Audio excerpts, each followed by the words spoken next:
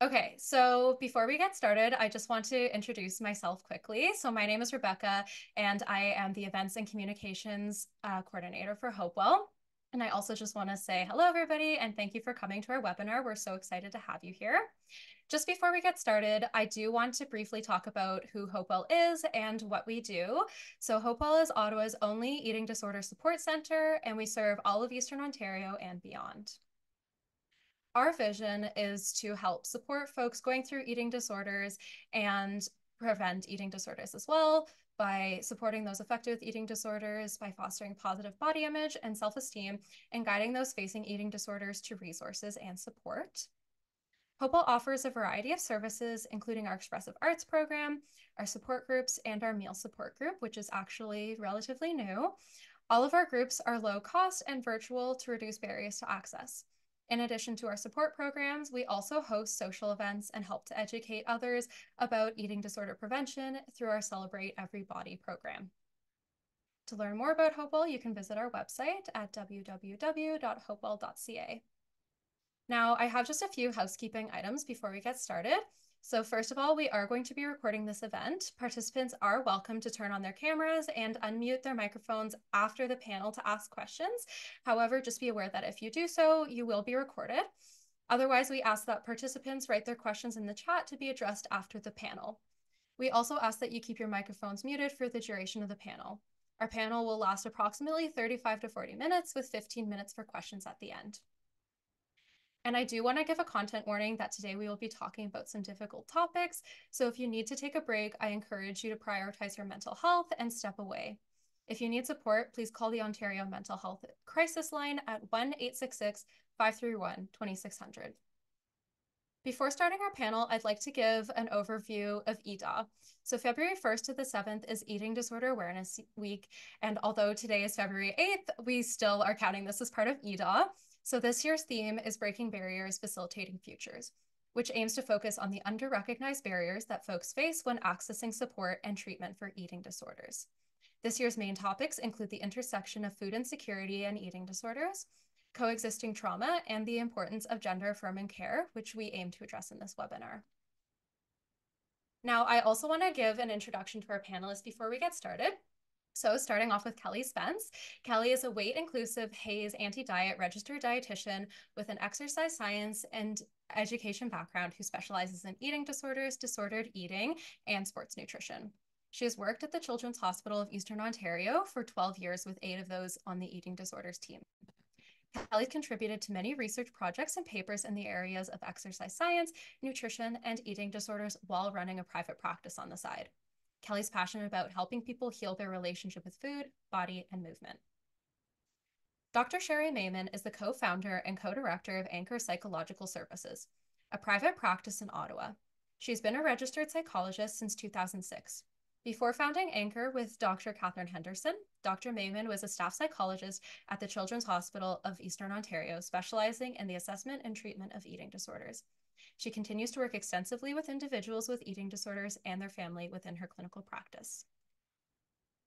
Jennifer Brown is a registered dietitian and certified bariatric educator at the Ottawa Hospital Bariatric Center of Excellence and a part-time consultant. She specializes in bariatric nutrition using a weight-inclusive lens to support individuals clinically appropriate for metabolic surgery. She's passionate about changing professional education and our healthcare system's approach to how we understand and talk about weight, health, and nutrition. And finally, Christopher Vallee was born with a natural curiosity and drive to make a difference, which led him to a career in journalism where he has worked to amplify voices that were not being heard. Through the years, he's held various roles within the Canadian media industry. However, Chris's journey has not been without barriers. From 2012 to 2019, he battled an eating disorder, yet through patience, perseverance, and the support of his family and team at CHEO, he came out on top. Today, Chris is on a mission to break the stigma surrounding eating disorders and mental health by using his voice as a powerful tool for advocacy and education. Chris aims to instill hope and reassure those who are struggling that recovery is not only possible, but achievable. I'll turn it over to you, Chris. Awesome. Thank you so much for those wonderful introductions and just a little tidbit. 2 of those service providers, 2 out of 3 of our panelists were actually people who helped me along my journey. So lovely to have them join here, come full circle, and be on the call with them today. We have a lot to get to, a lot of questions to get to, and very little time, so I will get us started. And Kelly, the question will go to you, so maybe you can kick us off. But of course, all panelists are welcome to jump in at any time. And the question is, on a broad level, what do you perceive are the biggest barriers for patients to access treatment? Thank you, Chris. And thank you for kicking it off with me. No pressure. One of the biggest, I think, both from a private practice and from a tertiary care perspective is, I mean, having enough community supports for sure. That's definitely a big barrier. I know as a dietitian, there are a lot of people in our profession that don't either feel well trained or supported to help individuals who are struggling in the community. So that is definitely a barrier. It's definitely something I'm trying to help dietitians at the community level feel more comfortable with, along with some other colleagues who also do this work. So that piece for sure there. Finances, because private practice and private industry does cost money. A lot of clinicians do have a sliding scale, but there's still a lot of the time a fee for service. So that's a tricky component. From a tertiary care perspective, I do think that it's hard to get in and get approved for assessments. It's really hard. The criteria is pretty specific, and it's usually for people who are medically unstable. And so then there's all these people who are very unwell and who are struggling in the community that are medically stable that are not being seen at the tertiary care level. And so that becomes a massive barrier, I think, to accessing services, and also just not recognizing signs and symptoms and people being able to talk about what's happening, because it is so hard. There's stigma. There's lots of other factors internally that make it difficult to address or even recognize symptoms. And I could go on and on and on about that, but I won't, because it's about the barriers to treatment, and whether or not anybody else, both Dr. Mayman or Jennifer Brown, anybody having any other contributing factors to that, but those are the main ones that I see and experience. Yeah. Hey, I mean, I think that the basic barrier is that demand wholly outstrips resources. And why are eating disorders under-resourced? I think there's probably a lot of reasons. One is that traditionally it has been seen as a woman's disease, and everything in women's healthcare has been traditionally under-resourced. And of course, we also know that that particular stereotype no longer holds true. It's also often been seen as a white woman's disease. So there's been a lack of funding all the way through in terms of training clinicians, in terms of creating sites for treatment. And what we really have is a very small number of committed clinicians who know how to treat eating disorders, and a very large number of individuals who struggle with eating disorders throughout every strata of society, every culture, every gender identification. There's just not enough help out there that is accessible and affordable for people with eating disorders. Yeah, and I can echo exactly what Shari and Kelly were talking about, especially the stigma aspect. I mean, I feel I work in a unique population because I work in seeing people who are either considering bariatric surgery or have had surgery, and there's a lot of stigma and bias that already exists within that field itself, but I find that a lot of times our patients and clients are their disordered eating or eating disorders are not being recognized because oftentimes a lot of the disordered eating symptoms we would see are promoted, I think, in a lot of that diet type of culture. So we tend to do a lot of trying to break down that stigma, break down that trying to rebuild a lot of that healthy relationship with food. But even within the treatment programs, I know that a lot of our folks who've been referred to treatment programs feel like there's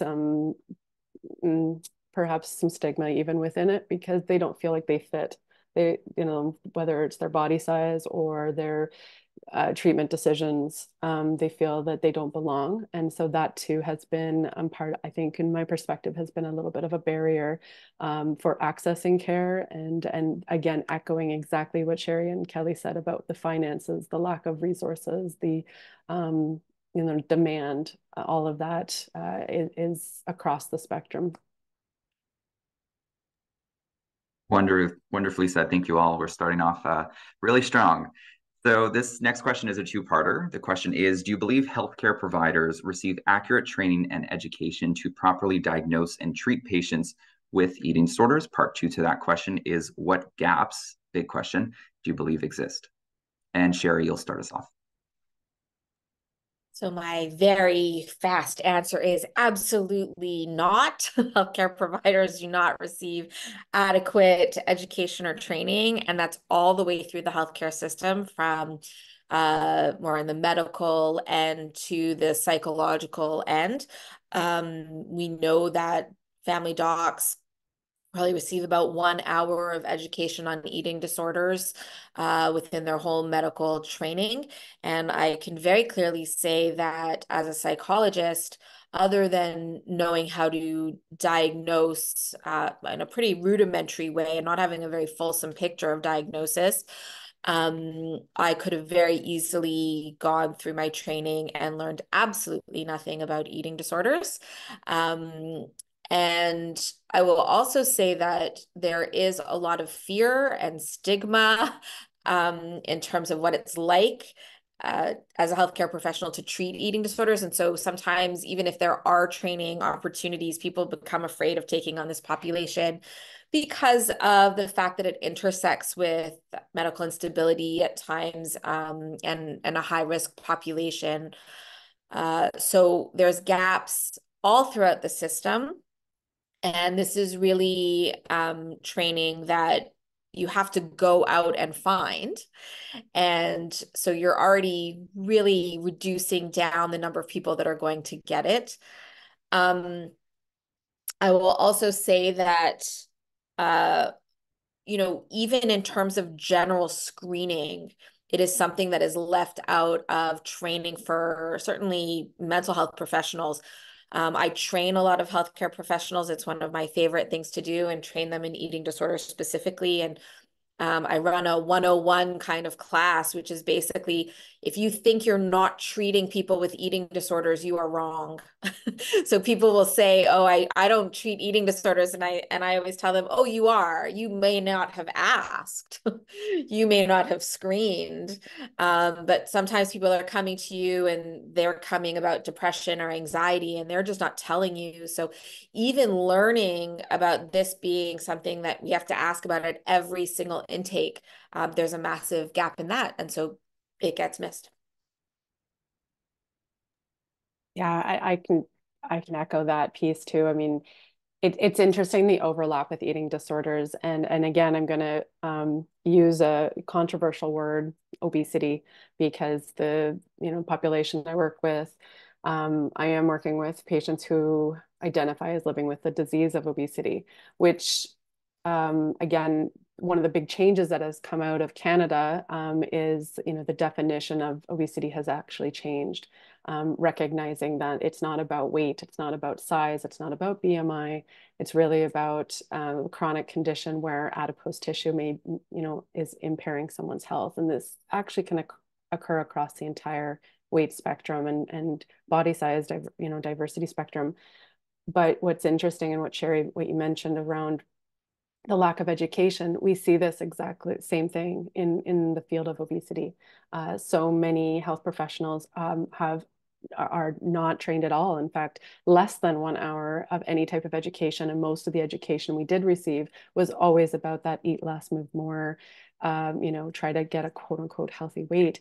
And that just perpetuates a lot of the disordered eating that we see in our population. So it is definitely an area that I'm also passionate about training and teaching healthcare professionals around what is and isn't obesity, and also that screening piece of eating disorders. I know in our our clinic at the hospital, many of our dietitians over the years have felt ill-equipped to be able to support and screen and train. And so this is something that we take very seriously, and our entire clinic does do screening, and we luckily have some fantastic psychologists that we can refer to for better diagnosis or actual diagnosis, and then refer on to the community and hospital programs.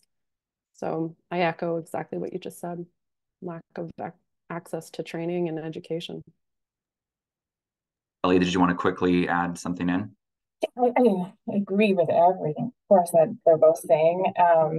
And just to put this, it was the same in my training, just to put it in perspective, in both my human kinetics, my nutrition, even as my teacher education, like there was nothing. Like it was like the definitions that we were exposed to in our undergrad training, and then like post-grad stuff. I didn't ask for a rotation in eating disorders because I didn't know it. I didn't understand it. I was like, this is an area that I am fascinated by. Mental health, and the healthcare world encompasses all mental and physical health, but we don't get taught it. And so I felt like that was my best opportunity as an intern, was to take that. And good thing I did, because I think it would have been the only opportunity. And then it also helped me in my progression through my career, and set the stage for a lot of things. But even beyond that, like Shari was saying too, you have to seek out the training. There's not a lot of options available for healthcare employees. I'd say there's more now than there ever was, of course. And one of my colleagues is doing wonderful things for dietitians. There's so much work to be done for, like, I'd say, like the exercise science aspect of the world. And I just did training with the International Olympic Committee, and did my major research project on eating disorders in athletes. And there's a lot of room to go there. And so, because I feel like that's a niche that hasn't really had enough training. I think there's more training that's coming out for other healthcare professionals, and I think a lot of us are really hitting those ones.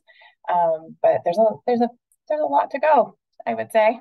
I think we need more at all levels, like undergrad, graduate, like postdoc, like you name it. We need it at all the levels, because this is a very high risk, acute level area, and there's so many people in this world that are walking around without any help, and they have no one to talk to. No one understands it that they're seeing. So a lot of room to go.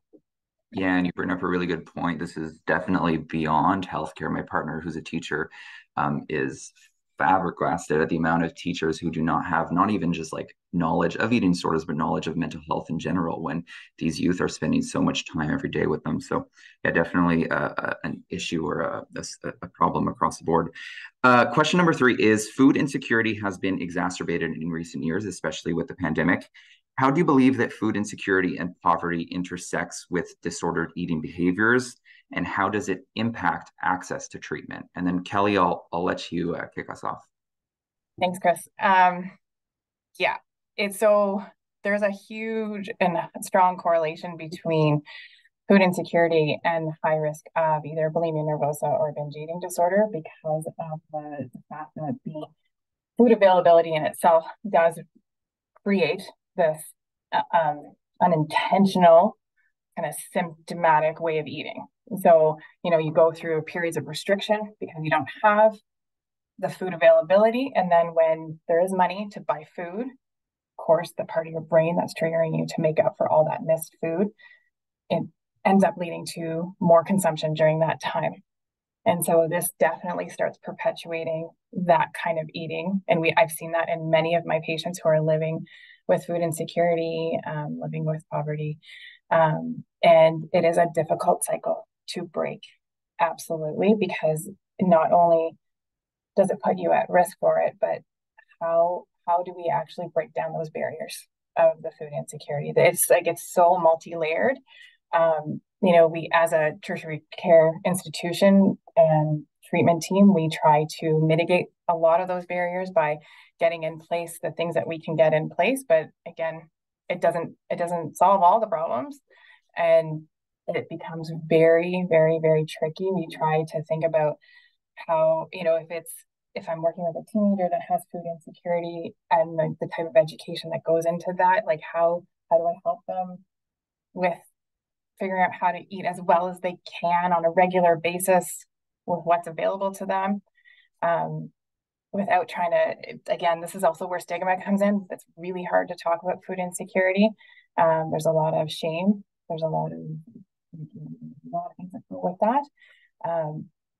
And so it's a challenging aspect, but there's a lot of research, there's a lot very well documented about the bulimia nervosa and binge eating disorder and food insecurity. And then the piece in terms of, sorry, the second part, Chris, did you say accessing care? Is that what it was?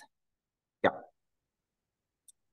I mean, the financial barriers, of course, with private industry, as we've already talked about. I think also the time constraints that come into play. We have people that are working 2, 3, whatever number of jobs at minimum wage, trying to make ends meet. I'm not sure how do they have time to make it to appointments that are actually going to help get the different things in place, and maybe therapy and medical and whatever other things that they need. Is very challenging. I think virtual services have helped with mitigating some of those barriers for some people when they're living with financial barriers. And again, the TO aspect of things, that has helped with some of our low-income families, so that they can take like half an hour, maybe it's over their lunch break, to talk about the things that they need to talk about. But again, there's lots of barriers, but I won't take up all the space. I'll let Shari and Jen to do some of that.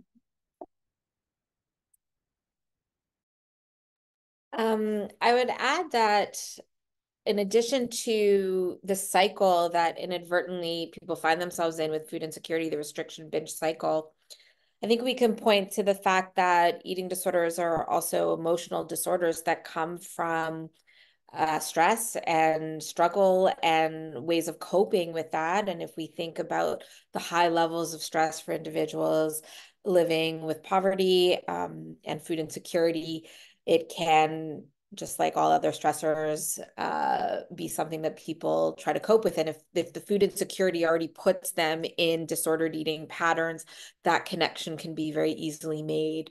And the other thing I would say in terms of treatment is that one of the things that we really encourage in terms of treatment is the notion of all foods fitting and variety being key, and breaking down the rules and the categories of foods that become scary, and putting foods on an equal plane. And when we're trying to encourage treatment and the reintroduction of foods, many people don't have access to that variety. They might be living in food deserts. They might be relying on what is available at a food bank, etc. And as a private practice, we've been doing a long-term training contract with Youth Services Bureau here in Ottawa, where many of their clients do struggle with food insecurity. And we've really tried to train professionals about how to shift and how to just change some of the treatment goals when food insecurity is present, and where we might focus more on enough versus the variety.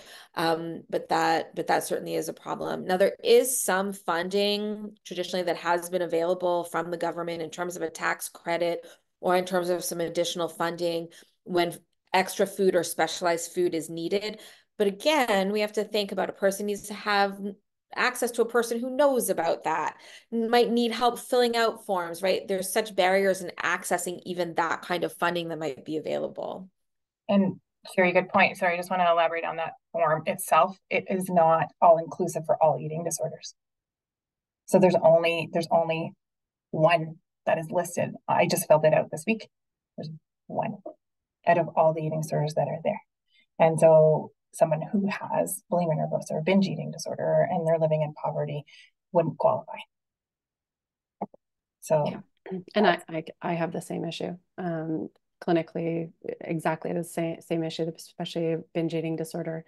And the access to those forms goes hand in hand with the stigma that is layered on all the different, whether it's the chronic diseases that somebody may have, or the mental health barriers, or the lack of access and treatment, or even, like obviously the topic on eating disorders and getting a diagnosis, getting access to care, layered that on top of what, the what we're talking about with the food insecurity and the stigma that goes along with that. It's can feel very overwhelming, which I feel just exacerbates, both the eating disorder, but also the mental health piece with it.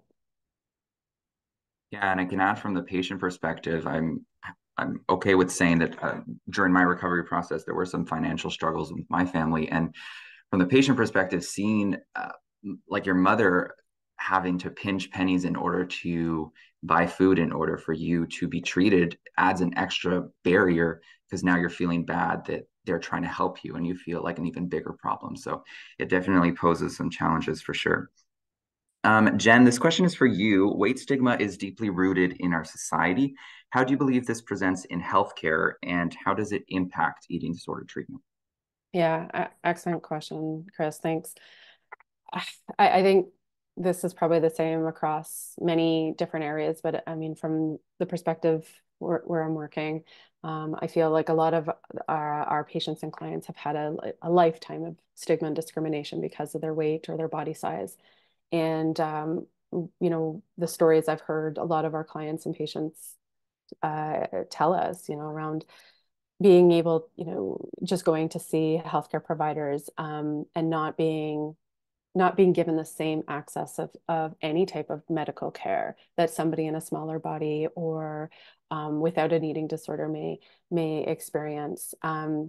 Just being referred to other healthcare providers or other services, whether somebody is living with, I'm thinking like depression, chronic pain, arthritis, and often just being told that, well, just lose weight, just eat less and move more. And that's the angle that a lot of my patients and clients come from, which again can either exacerbate an existing eating disorder or cause even more problematic disordered eating. Not only from their perspective, but then also look in our environment. As soon as people walk into clinical settings, like even, think about our own clinical settings, do we have equipment set up for people of all sizes, of all weights? What is it like for somebody living in a larger body or someone with a higher body weight who has an eating disorder, who goes into a treatment clinic or center or sees a professional for eating disorders, but the moment they walk in, they feel like they don't fit because the chairs are too small for them, or they get, perhaps they're greeted with negative glares or disapproval from somebody from the reception desk, or as soon as they do try to sit in the waiting room, everybody else is looking at them like, why are you here? And it can be just as simple as being in an exam room and clients, saying the blood pressure cuff was too small, it doesn't fit me. The chairs in there don't fit me. The gowns, if you're admitted to hospital, the gowns don't fit. All of those things are just layered on top. And again, it just goes back and back to that idea that there's something wrong with me. I'm the problem. It exacerbates a lot of that eating disorder and that mental health component. And that's what we end up hearing from so many people. And so they don't want to seek out help. They don't want to see health professionals. And so that's what we end up seeing, is that not only do they not return for follow-ups for healthcare because they've been discriminated against from their size and weight, they often don't believe that the eating disorder is even a thing for them. And so they don't actually ask or even reveal that they've had an issue with eating because they've been told their whole life that it was their weight that was the problem. So I'd see it from my side, and I'm interested to hear what Kelly and Shari, would find this area, because I'm sure we could have a whole day talking about weight stigma. I'll try to do 1 minute each if you guys can do that for me. Go ahead, Shari. I'll let you go. I think for me, weight stigma leads to assumptions that can interfere with the recognition and the treatment of eating disorders. So one of the things that we, see happening sometimes is that if someone is in a larger body, there is an assumption that the only possible symptoms that they have are overeating or binging. And that restriction isn't part of the picture. And going on that assumption is going to change your recommendations and the way that you work with someone. There's also, I think, sometimes a lack of recognition of the fact that we have this huge diversity in genetically predetermined body types. And it has been very traditional that eating disorder programs have set target weights and goal weights far too low for individuals, which keeps them in a state of malnourishment and in a state of illness. And I think many people would be surprised that individuals who come in larger bodies can be incredibly malnourished, can be engaging in restriction, can be completely medically unstable, because if their genetically predetermined body type and body size is to be higher, and they've reached what is maybe considered by medical professionals to be healthy or even average, they might be missing incredibly sick people. So I mean, I think that goes back to, we can't tell by visually looking at someone what their symptoms are, what their health status is, and what they are needing in terms of treatment. And so I would say it's really all about the assumptions that people make. And so we need to be curious. We need to fit and tailor treatment to the individual, to what they struggle with, to what their body is meant to be, and where it's going to sit and be healthy, psychologically and physiologically. And that's the biggest way that things get in the way. Don't have much to add, and I know we're on a time constraint. The only thing that I want to say is that I've worked with so many different people of all different shapes and sizes, and exactly what Shari and Jen both said is that it's all based on assumption, and that someone could be more sick or less sick depending on their body size, which is absolutely not true. We know that people of all shapes and sizes can be incredibly unwell. And so I think that that's where the danger comes in, is exactly what Shari said, is the assumption. And I do think some of the programs and having BMI cutoffs inherently make that assumption that if your BMI is X, that makes you so much more unwell than someone's BMI what is otherwise, right? It's not a relative number. That's an absolute number, and that's not specific enough to the individual. And that's another barrier to accessing treatment, I just want to say, in certain areas of care. I won't get into the details, but that's all I'll say. Well said. This next question really does hit close to home for me. The question will be for you, Shari. You'll kick us off. And the question is, eating disorders are often stereotyped as a health condition belonging almost exclusively to those identifying as females. How do you believe this impacts those who identify as males and those who identify as non-binary when they are trying to access treatment? So, when I was coming up in the eating disorder field, the statistics were always that we expected to see a 10-to-1 ratio for every one male identifying individual. There would be 10 female identifying individuals with eating disorders and probably presenting to treatment. And I would say that is certainly changing. I mean, it's not that we want it to change and are hoping to expand eating disorders to larger populations, but we are seeing that this is certainly changing. But still, I do think there's a stereotype about eating disorders being female disorders. And that means that there's going to be lots of people who are missed. It's going to mean that therapists, clinicians, doctors are not going to ask and screen. They may be more attuned to asking those questions maybe with female youth and less so with male identifying youth. So there's going to be a missing that happens. There's not necessarily going to be a sensitivity of often different presentations and different symptomatology across genders. And then there's going to be a lack of comfort, I think, in terms of male identifying patients. You know, the idea of, am I going to go into a program and be the only person like me there? And if I think back at some of the programming that I've worked in, it's entirely possible that the setting might not have felt entirely comfortable, and not everyone is going to be comfortable being the outlier or the odd person out.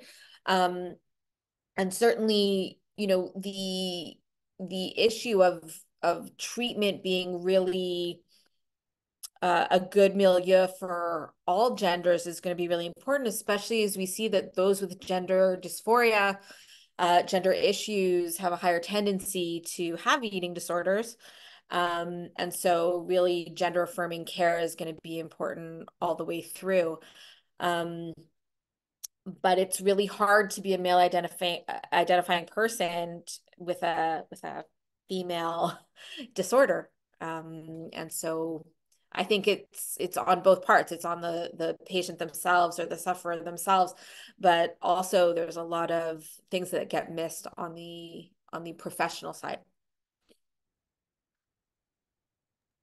I was just going to add the professional side, because I feel, and again, just speaking from the dietitian perspective, I feel like our profession is predominantly female, and that is doing a disservice, I think, for all of our male identifying and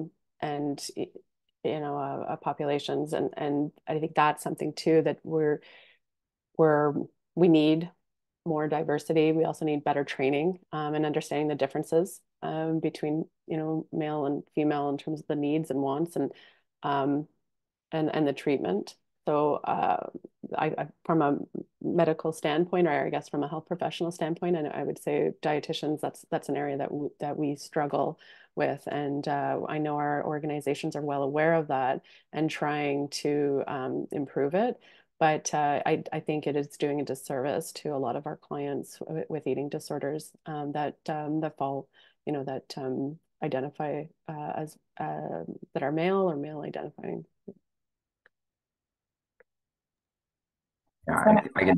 Oh, I was just gonna say I could speak on this for hours and hours, but definitely was like a really, really big struggle during my journey. And again, I don't want to take too much time, but Kelly, if you want to add something. No, your voice is very important too. So feel free to keep going if you want to keep saying. So I just really want to echo what you folks are saying, and how challenging it could be, not only to not see yourself represented in the staff as much as females are, also not seeing yourself represented in other patients, but also the resources that you are given are very female driven. And it could be really, really hard to swallow that pill.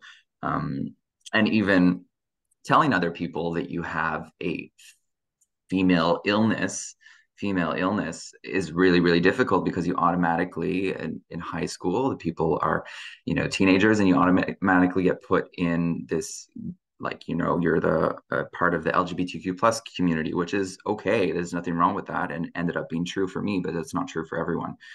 So there are a lot of varying challenges that come with that. Again, I can speak on it for hours, but it definitely is something that is a work in progress, and I do see it getting better, but there's still more work to be done. I'm just going to add just something a little to this, if that's okay. I know we're on a time constraint.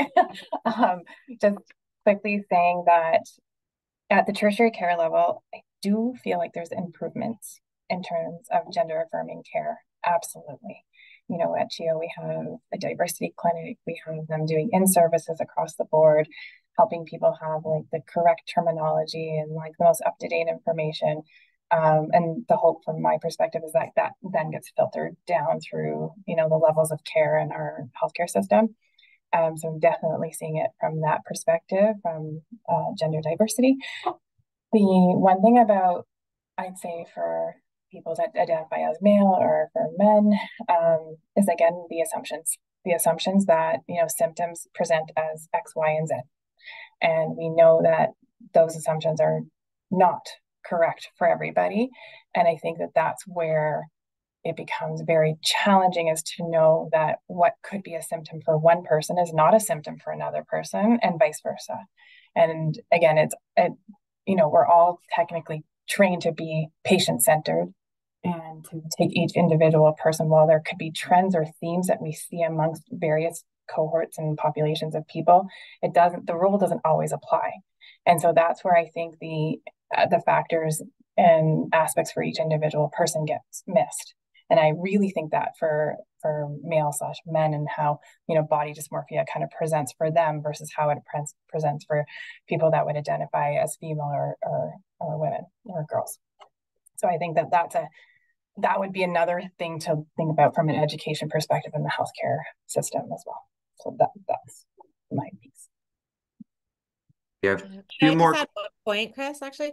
I Yeah. would even say that among male patients, sometimes there's assumptions about, oh, it must be that if they're male, their concerns about their bodies are about strength and muscles. That's a very common assumption.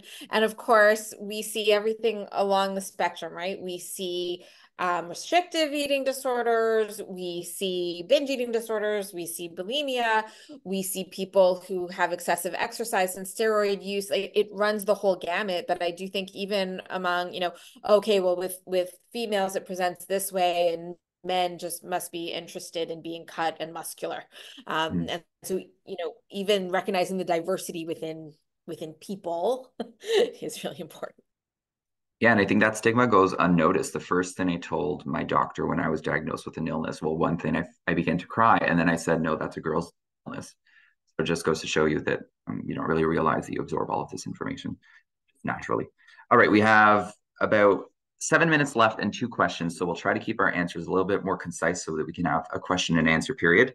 The next question is, eating disorders rarely exist in isolation. Many patients experience other mental illnesses and traumas. In what ways do you believe a trauma-informed approach is crucial when treating patients with eating disorders and disordered eating? Jen, do you want to start us off? Yeah, sure. I think trauma-informed care and being trained in this area is probably fundamental for all areas of every health, any health condition. Obviously, within eating disorders, disordered eating across the spectrum, the abuse, trauma, neglect, all of that can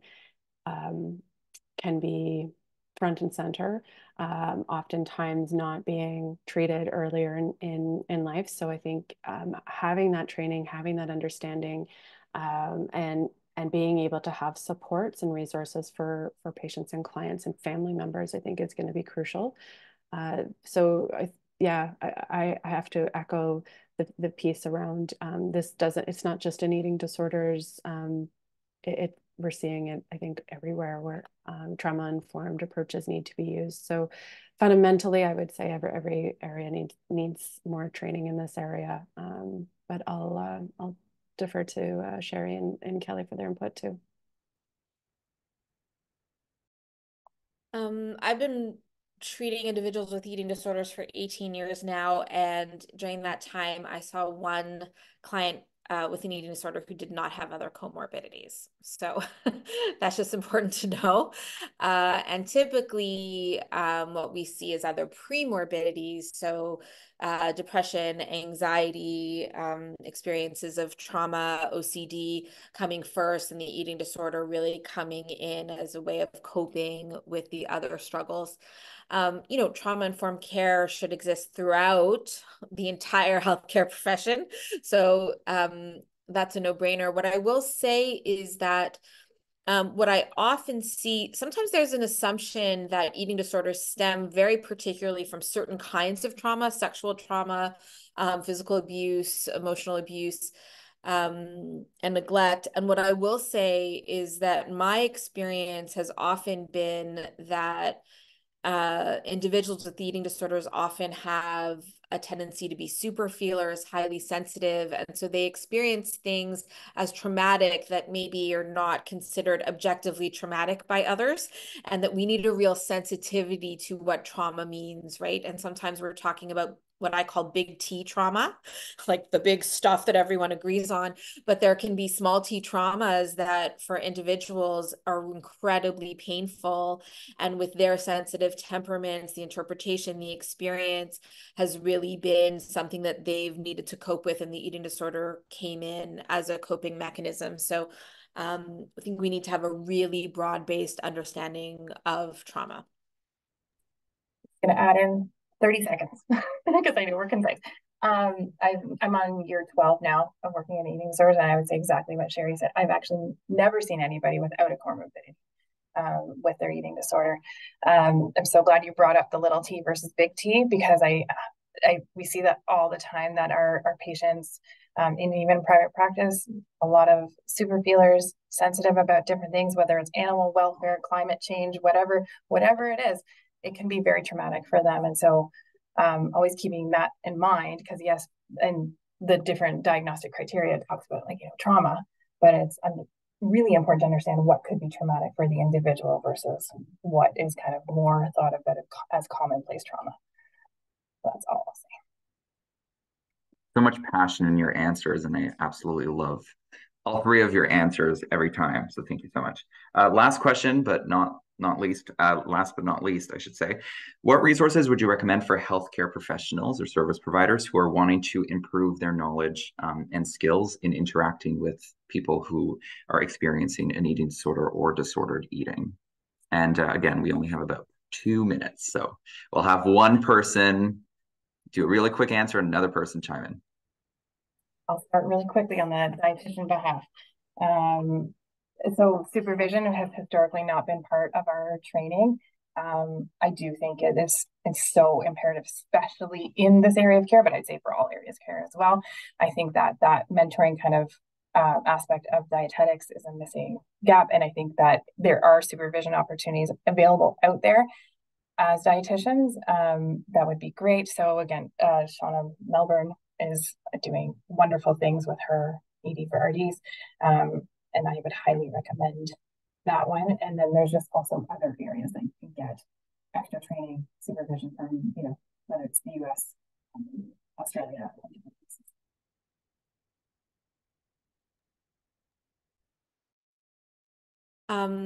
Yeah, I would highly echo for dietitians, ED for RDs, and actually we're doing a course for Shauna on ED for RDs on emotion coaching that will really layer in I think some great things for your practice. Without doing some shameless plugging here, Anchor Psychological Services provides supervision, consultation, and training. And if you follow us and hear about our trainings for healthcare professionals, those are available.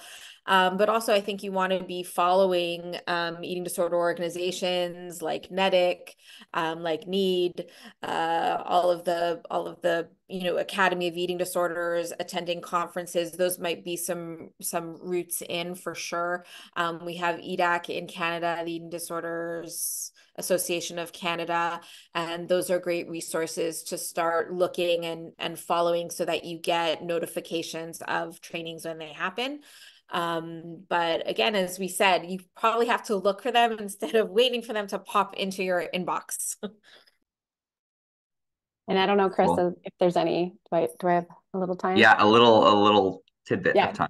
Just in addition to exactly what Kelly and Shari was mentioning, there's 2 organizations in Canada. Obviously, it's coming from a lens if we're tackling obesity and eating disorders. There are some training opportunities, very minor right now, but they are growing. So Obesity Canada does offer training for health professionals, and so does the Canadian Association of Bariatric Physicians and Surgeons. We've actually had a webinar that is available specifically in eating disorders. And so it's growing. That's not where it needs to be, but it's growing. And then the last resource I've just found that I'm doing training in right now that I find very helpful is the Withall organization. So withall.org has some CME courses specifically for healthcare professionals. It is for pediatrics, but I actually find it very transferable, especially when talking about weight and food for the adult population. So that's been a little option.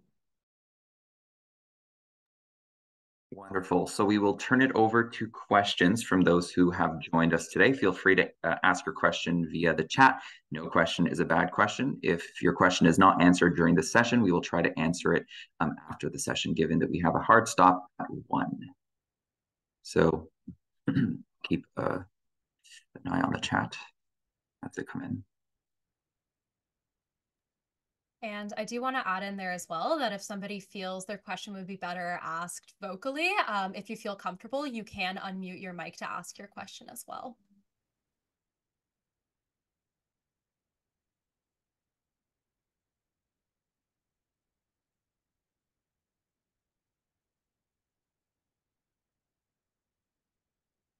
Any of you want to elaborate on that last piece, a piece that you didn't necessarily get to touch on while we wait? Anyone miss out on a resource that they wanted to discuss but didn't have the time because I was pressuring you for a quick answer? I'll add in a few resources for people, and maybe can I put them in the chat? I don't know if that'd be helpful. Yeah, that'd be great. Okay, so Aquaped, it's a great one. And folks, feel free to answer or ask questions or raise your hand, and we'll just stop and. Yeah, so Aquaped is absolutely great. There's also, like Feast Families. It's like for families that are doing FPT and Maudsley approach, and then there's Maudsley, and there's Evan Moosby. This is all mostly for pediatric care. And I think like a bunch of our team members, whether it's psychiatry or adolescent health and different people like that, they've done lots of stuff in the community level and lots of stuff with their specific organizations, which is wonderful. It's so great that they're doing that. I don't know of any, to be honest, in the exercise science. So if anybody does, please let me know because I want to know. But I'll put a few things in the chat for people. It's easier.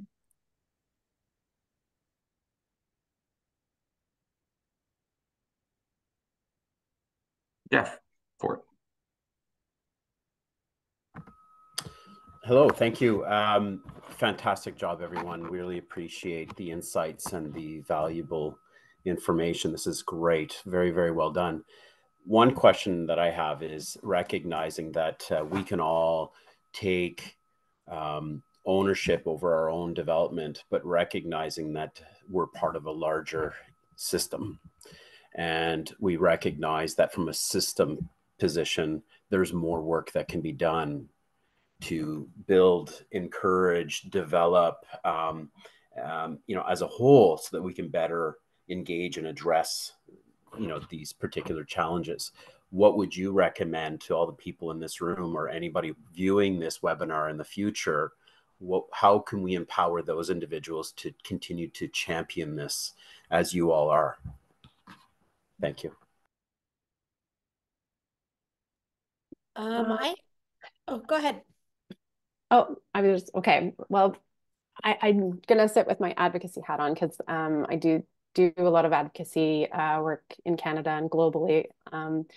I think collaboration is a big one, and bringing organizations together that have an overlap in areas. So obviously, I'm working in obesity, and I think bringing in eating disorders and then organizations from that lens is very important. So that would be one piece. The biggest one is going to be policy. How do we change from like that top down, bottom up approach? And a lot of this is going to have to come from grassroots. It's going to have to come from people living with eating disorders that need to demand better care and services. And I think having a collective voice, so having organizations that can help advocate, have people with lived experience advocate for on their behalf, but also have healthcare providers trained to how to advocate on their patients' behalf as well. So all of us coming at it from that lens, to that policy level, is so important. Yeah, I would echo the importance of advocacy, and I would really encourage, if we have any students that are listening, you can advocate for wanting courses and wanting training in your educational institutions to increase capacity. I fully agree that people with lived experience are the best advocates, but often they need to wait until they're out of their, most intense point of struggle, because it's a lot for them to do everything all at once. The task of recovery is so hard for them and for their families. And so really, as health professionals, we need to help them out. And then this is maybe going to be a bit of a controversial opinion, but one of the things that often happens, because we are passionate professionals who want to help others, is certainly in public agencies, we just keep taking on and taking on and taking on and taking on and doing more with less and trying to figure out how to do that. And we do that because, and I'm speaking from my time in a public agency where I am no longer there. And doing that, of course, benefits the patients and families, but it doesn't necessarily benefit the system, because it tricks the system into believing that there is capacity that there isn't. And what it leads to is probably less care for each patient and family, or, a piece of care which isn't the full care. And the more that we accept that, it sends a message from the bottom up that they're doing fine, and people aren't doing fine in public agencies like this. They're burning out. They are giving what I call half doses of medicine. And so maybe the unpopular opinion is greater limit setting, which is really a hard one for us, because we don't want people to go without help. But I do think that that's a big maintenance factor. That we don't sound the alarms loud enough sometimes. Very well said. I have a question from someone in the chat. The question is, someone mentioned how one symptom might not be the same for another patient. Does being able to identify how symptoms display differently come with experience? And how would you be able to strengthen this skill set? Anyone comfortable with answering that question? Can you repeat it? Yeah, sure. So someone in this conversation had mentioned that one system might not be the same for another patient. Does being able to identify how symptoms display differently come with experience? How do you acquire that skill? I think I was the person that said that. I'll speak to that. And just to say that, yeah, sure, experience does help. Absolutely. I will say that, just knowing that certain things that we might think at the beginning might be a one size fits all. And then as you go through your career and you realize through, absolutely. How do you develop and build on that skill set? I think it's really important to know someone's history and their baseline things, whether it's behaviors, whether it's like food history, whatever it is. It's really important to have that pre-morbid understanding to be able to understand how something has become a challenge or a symptom or something for that individual. So, and to build on that is to kind of also, and I'll let Shari actually absolutely speak to this, is understanding, do they find that problematic for them at this time? Is that something that they want to work on? There could be lots of things that are problematic and symptomatic, and they might not be ready to work on them. And depending on where they're at in their treatment and recovery, might actually dictate kind of how quickly or what you're focusing on. So I'll leave it there and I'll let Shari answer something. Yeah, what I would say experience gives you is greater pattern recognition, a greater, breadth of knowledge. You have more examples, more cases, but you always need to combine that with intense curiosity about each new person that you're seeing, because you have to approach each person as brand new, even though they might have lots of things in common with people that you've seen and worked with before. And that's how you get to know what are their individual differences and what are the things that are about the illness, what is about them, for sure. And just, Kelly's point at the end is that sometimes what's tricky about eating disorders is that because they are egosyntonic and they make people feel better, sometimes we have to really listen to what they're saying, and sometimes we have to listen to what individuals are not saying or what's underneath what they're saying or what a part of them is saying. And sometimes that leads to a little bit more of a directive approach to save them from the eating disorder itself. And so you learn that over time, absolutely. It's easy to be tricked by the eating disorder part of an individual, and experience teaches you that. And you also get a lot more comfortable and more confident saying, well, I'm not sure here. I'm not sure which part of you is talking to me right now. Recognize that we are at time. I want to give you all a virtual hug. This was so well done. So nice to see your faces again. And thank you all for joining us. I will pass the virtual baton over to Hopewell because they do have some closing remarks. Perfect. Thank you so much, Chris. And I do want to just say that we had some really sweet comments coming in the chat as well that I want to share with the panelists. Somebody said no questions, but just want to say thank you for your time and your voices. Somebody also added in listening to supportive families helpful. So really, this was such a great webinar, such insightful perspectives. And I wish that we had more time because I know we could go on and we're really just getting into it. But again, I want to thank everybody so much. I want to thank everybody who was able to come out to participate in this webinar today.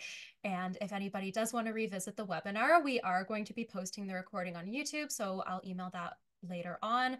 And do also want to mention, although we were able to make the webinar free today, Hopewell is a charity organization. So if you are able to, we do encourage donations, which can be made on our website.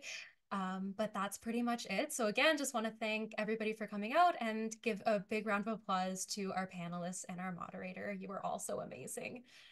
But that's it. So thank you so much.